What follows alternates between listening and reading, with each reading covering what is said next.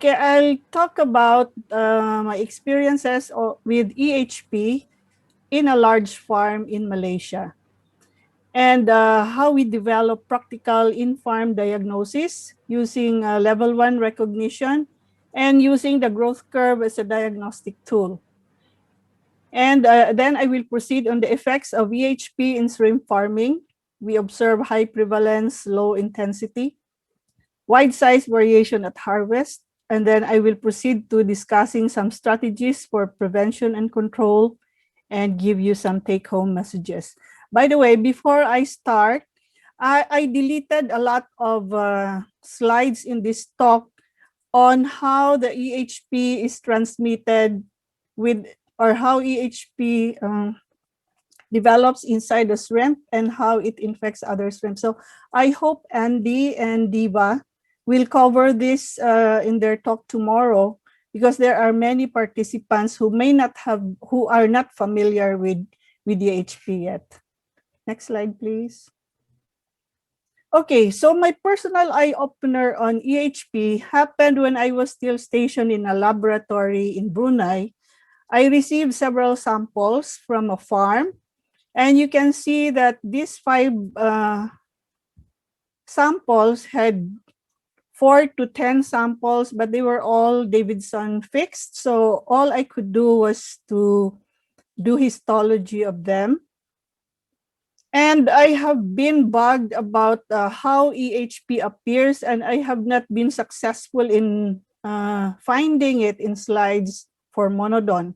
First, because probably I was working with SPF animals, and I was working with monodon, which seemed not to be very much bothered by EHP. So in these P. vannamei samples, finding EHP spores in histological slides was quite easy depending on the grade. But as you get the sort of eye for it, then you will be able to know whether it's severe, moderate, severe, low, and so on. So after looking at the slides and giving the farm advice on its severity, they gave me the final outcome of the ponds that these animals were collected from. So on the first farm, harvested after more than 100 days, the size was 8 grams, 42% survival. I saw that 4 out of 5 have grade trace to grade 3 EHP spores. I will talk about the grading later on. And this batch had slow growth. Another farm another pond was harvested at DOC 90. They were normal. What I saw was there was grade 1 to 2 EHP spores in 2 out of 5 animals. The average body weight when they were harvested was more than 13 grams. And the other pond, 103 days DOC upon harvest, exhibited slow growth, only 8.8 grams. The EHP scores was grade 4. I will show you a photo later on. But the spores or the samples all had EHP. The fourth pond also exhibited slow growth. At DOC 98, the high harvest size was 8.4 grams, means average harvest size. 2 of 10 animals had grade trace to 3 spores. 2 of 10 had grade trace and 3 spores, 5 unsure. So there are some issues, as Kalaya and team has mentioned before, about using microscopy as a diagnostic tool for EHP. Now, the 5th pond was harvested at DOC 98. The farm said it was a normal harvest. 5 of 5 have grade trace EHP spores. The size was 13.8 grams. Now, what does this slide tell us? It tells us that histology is a very powerful tool because it generates information that PCR does not. Next slide, please. Okay, to understand fully about the effect of EHP, I advise those who are interested to review the anatomy of the hepatopancreas of the shrimp. This diagram here, can you see the arrow, Ed? Okay. I'm using an arrow. This diagram here shows a single hepatopancreas tubule, which more or less represents this photo below. Now, at the tip of the tubule should be embryonic cells, which should be uninfected, no? Because they are new cells. Now, if an animal shows that there are spores of EHP near the tip of its hepatopancreas tubules, it's a very severe case. Now, this is a cross-section of an infected tubule. All these pink structures here are spores, and this one are unstained wet mount photo of a hepatopancreas with spores in the lumen. So EHP is a parasite that is capable of infecting the cells of the whole tubule and destroying the cells such that the spores are released in the lumen in astounding numbers, and they could go out of the shrimp through the feces and lodge these spores in the environment. So that is your first idea of who brings EHP into the pond. Okay, next slide, please. Okay, the levels of diagnosis is part of every FAO diagnosis disease discussion. And the levels of diagnosis has been divided into 3 levels. Level 1, wherein you can observe the animal and the environment by its appearance without using any microscope, no thermometer, no gadget whatsoever. You will be able to tell whether a problem is existing or not by simple observation of the animal in its environment. For level 2, parasitology, bacteriology, mycology, histopathology, then you will need a laboratory support for that and need microscopes, thermometers, and many other equipment. For level 3, that covers the use of PCR, immunodiagnostics, molecular tools.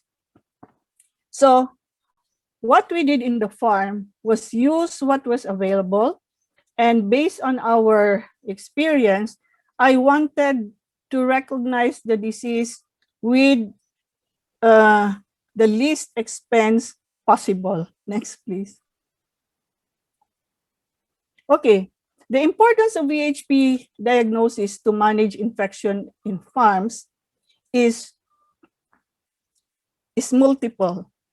You need conventional PCR tests to show presence or absence of parasites, but the conventional PCR does not indicate severity. And at the farm level, if you use it many times over in a single pond or in all ponds, it can be expensive. Quantitative PCR is useful, but it is again more costly than conventional PCR. Histopathology is important to view sites or extent of infection, but it takes several days to get the results. Wet mount microscopy is a valuable tool and inexpensive, but it cannot be used for all diseases.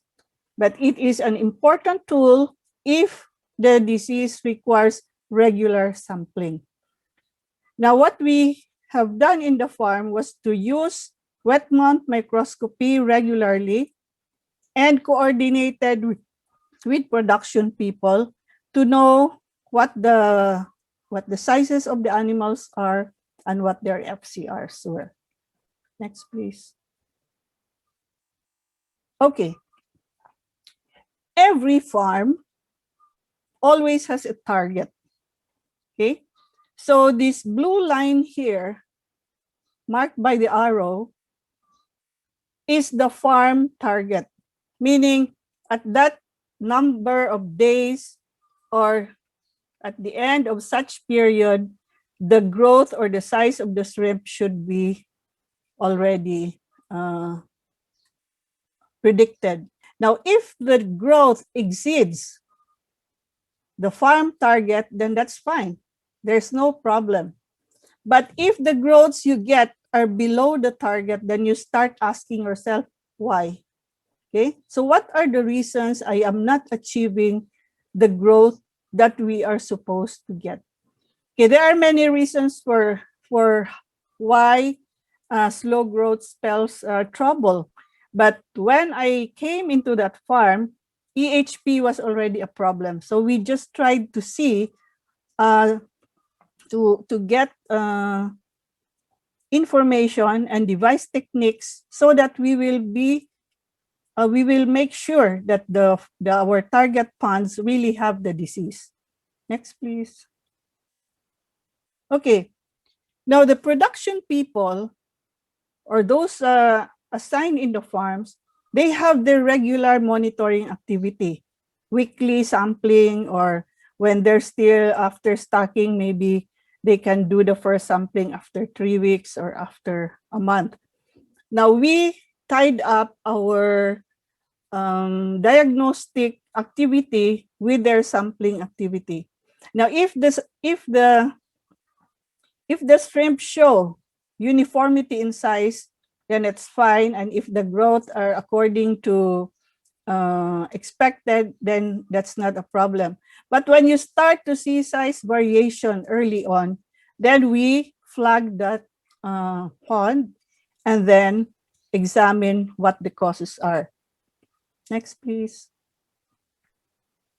Okay, so this is one of the first photos that we took of a shrimp with EHP, and you can see the size, no, from the grids on the micrometer eyepiece.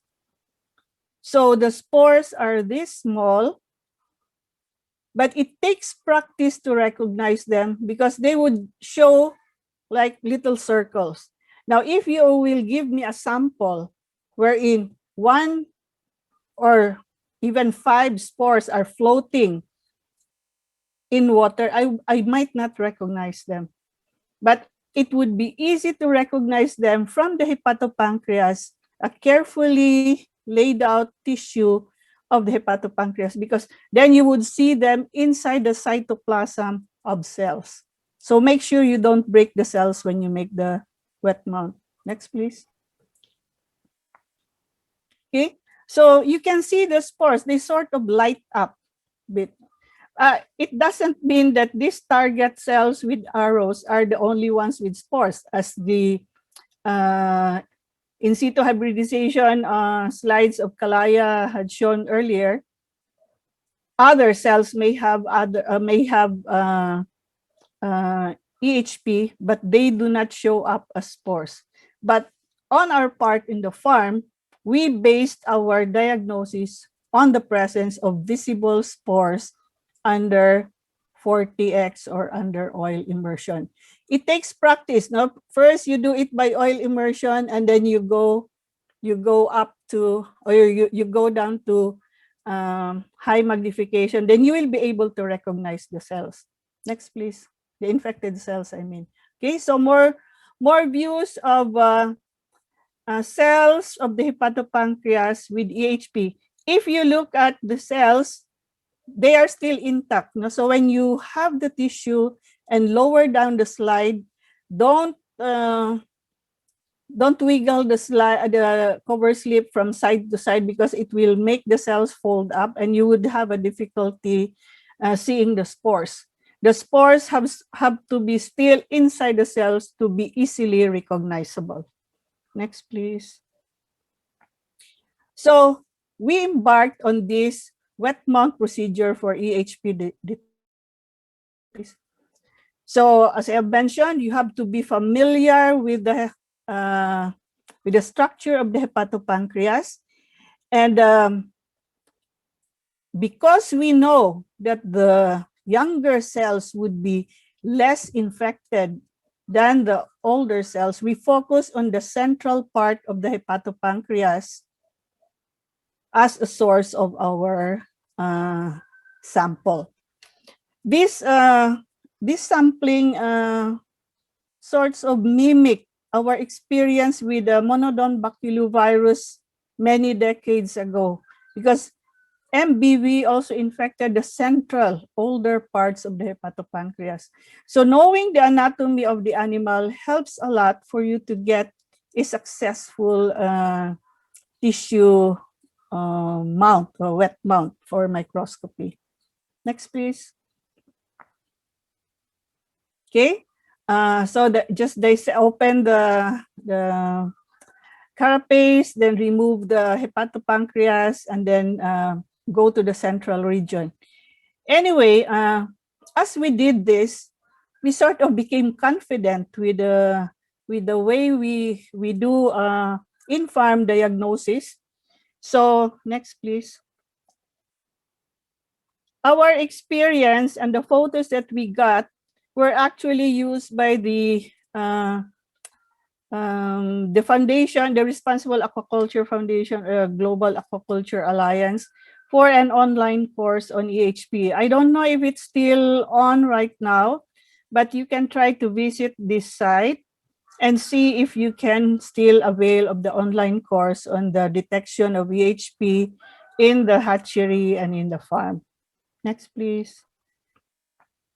Okay, so in the farm, EHP will give you size variation. It does not directly cause mortality. Its major effect is slow growth, and it can affect farm production. If your shrimps are of different sizes upon harvest, they will not command a good price, because then the buyer would have to sort it, the cheap price for the small shrimp, and a higher price for the bigger shrimp, and that is not easy to do. So one of the saddest photos that I have seen so far is this one in the middle. I was in the farm every day, and every day there was harvest, and I saw the effect of EHP. The shrimps, these two shrimps in the middle, see the gut are dark, meaning they have eaten, they tried to eat, but they never grew. Okay, the shrimps with them, the bigger ones, were with them, they were stuck at the same time. So that is the bad effect of EHP. You will have shrimps that will eat your feed but will not give you the biomass that you need because of the destruction in the hepatopancreas.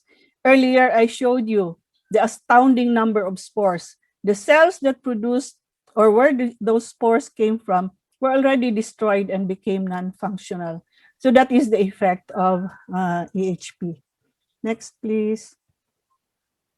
Okay, so a severity grade table can be made by yourself in your farm. So I use this severity grade table from one of Leitner's publication. It says that if it's 0, no signs of infection, infestation by pathogen. Then if it is grade 4, high numbers, easy to find. So you can make your own severity grade table for your own use in the farm. Next, please.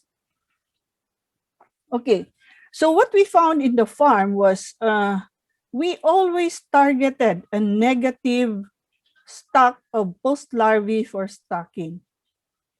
But at the end of 1 month after they have been in the farm, we found them all EHP positive.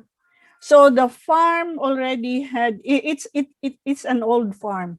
So it has been used for years of different species, mainly monodon and vanameei. And the vanameei that we stock that come in negative for EHP turn out positive after 1 month by PCR. But when we started looking at them by wet mount and we graded them, they may be the shrimps may be positive, but the severity grade would vary. No? Some would be trace to 1, trace to 3, trace to 2. So there are, as Tim has earlier mentioned, there's a different response of every shrimp to the parasite. So we do not know what that is. But even if, like, based on the sample, the whole pond is positive, it is possible that there are shrimps there that are still giving you good growth. Now, talking about this technique that we did, our target disease when we did wet mount diagnosis was EHP. But as we went along, we saw that there were other abnormalities in the hepatopancreas that can be easily viewed. Wet mount microscopy, therefore, should be part of a new normal in shrimp farm diagnostics, because in addition to EHP, we also found strangulated tubule. Some call it constricted tubules. And we also graded the constrictions. The prevalence was also high, but not as high as EHP. And we found that there were also granulomatous hepatopancreatic tubules. So you will see a lot of abnormalities in just one slide, in addition to the EHP spores that you are looking for. Next, please. Okay, this is what I was talking about. This is a normal HP tubules of a post-larva. The tips of every tubule should be well-rounded. Okay. But in some post-larvae, if you examine them under the microscope, the tips would not be rounded, but would sort of have constrictions at the tip. Now, I already told you earlier that the tips of these tubules are the growing areas of the hepatopancreas. If the growing areas, or where the embryonic cells are already abnormal, then you cannot expect normal growth. But as to what the cause of these constrictions or strangulations is, it remains to be researched. Now, we also found that some of the tubules were, I call them granulomas. They are non-functional parts of the hepatopancreas because the whole tubules have been covered by cells that are that we're trying to stop an infection. They are inflammatory responses to an infection, and most of these would be bacteria, because virus would not elicit this kind of granulomatous response. There are publications recently that that associated EHP with the occurrence of vibriosis and other diseases. So they may be related to this, and it's not hard to understand that, because we know that when EHP breaks a cell, then you open a portal for infection of secondary bacteria.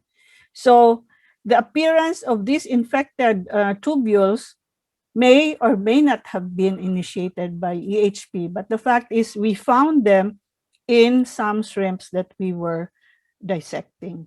Next, please. Okay, so from earlier, from the NACA disease card, when this disease came out in 2015, or awareness of EHP was heightened in 2015, the NACA disease card said that extremes in pH would deactivate the spores. So compared with acid, I was more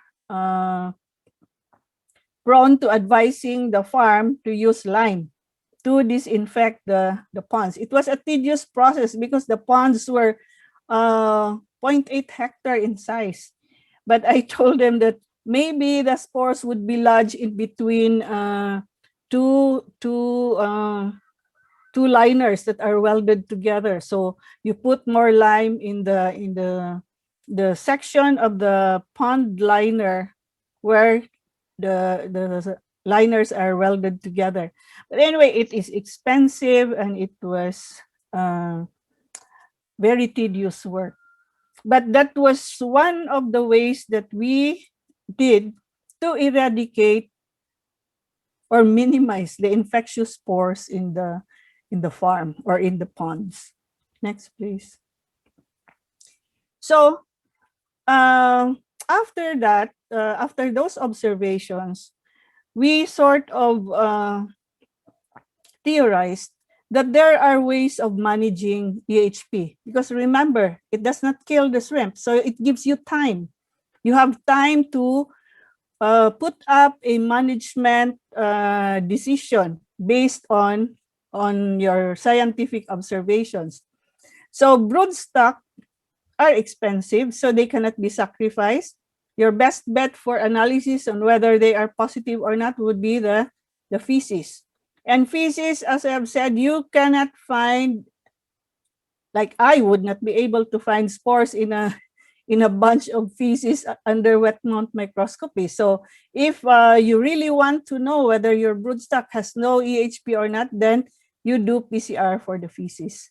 For the hepatopancreas, you cannot extract the hepatopancreas out of an expensive broodstock. So you only do it when you really need to confirm something.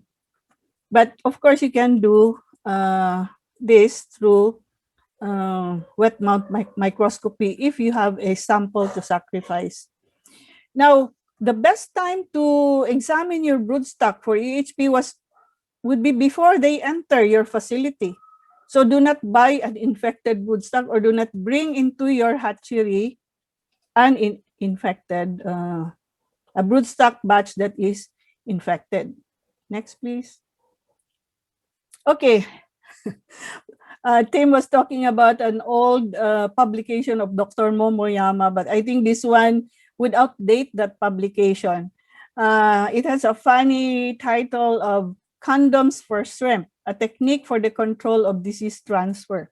It is a reality that the spawners are the sources of disease in the hatchery.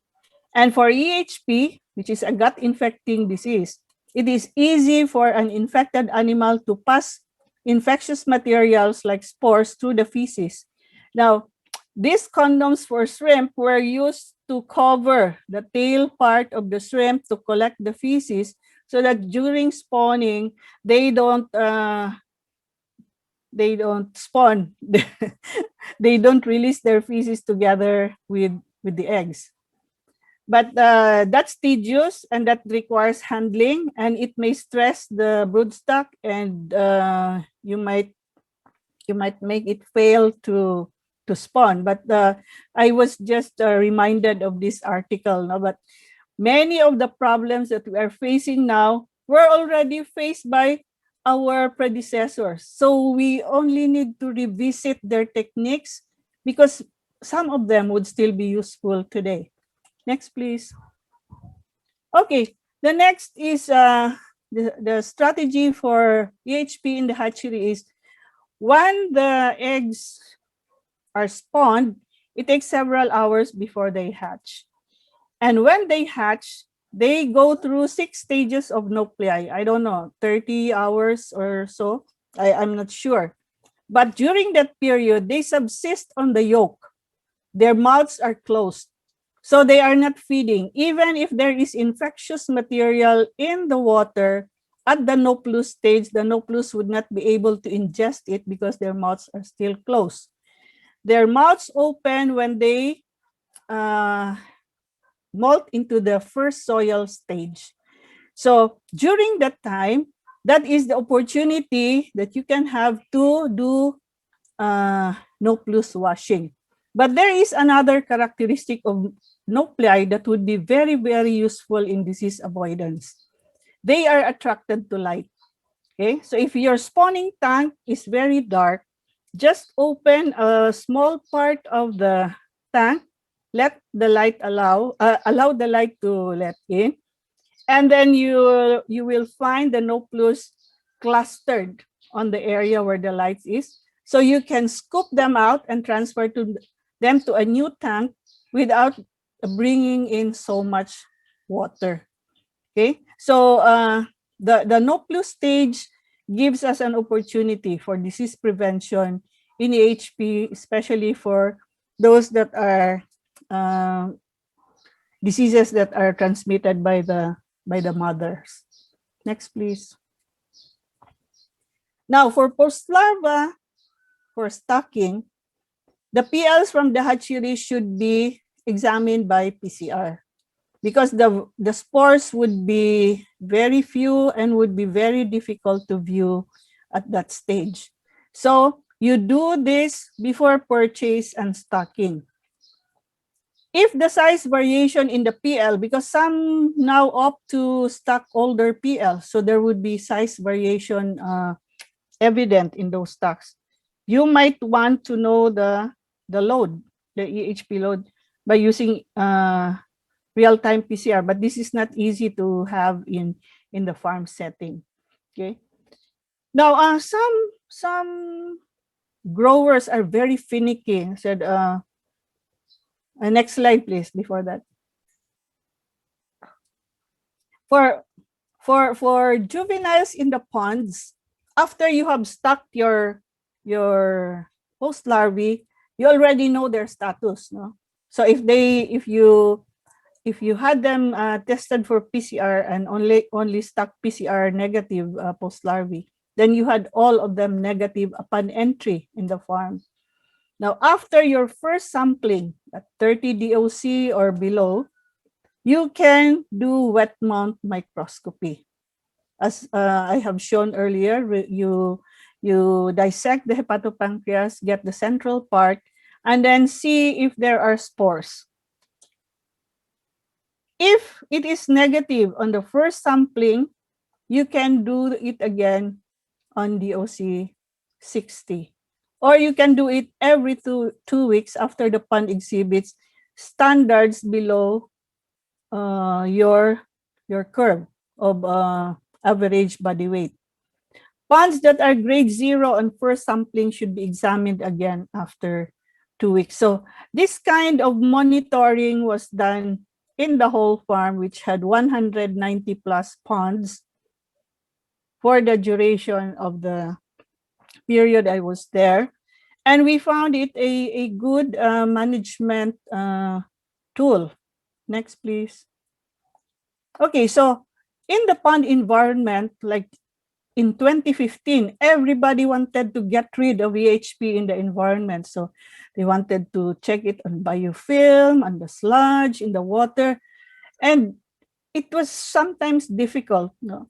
But the tools to use for that was then PCR, because then there's no way you can find spore in liters upon liters of water. Now, some people said that feeds may be carriers of EHP because they tested it by PCR and then it turned out positive. Now, I do not know how that came about because the pelleting procedure, pelleting temperature for feeds is above 80 degrees Celsius and it can deactivate the spores easily. So maybe what turned out PCR positive were deactivated spores, because then the spore walls may have still been there. So I do not worry so much about feed. The most worrisome really is the post larvae. Next, please. Okay, so when your management review of your farm has turned out that it is not performing well, then you might be compelled to do forced harvest. So you have to make performance indicators.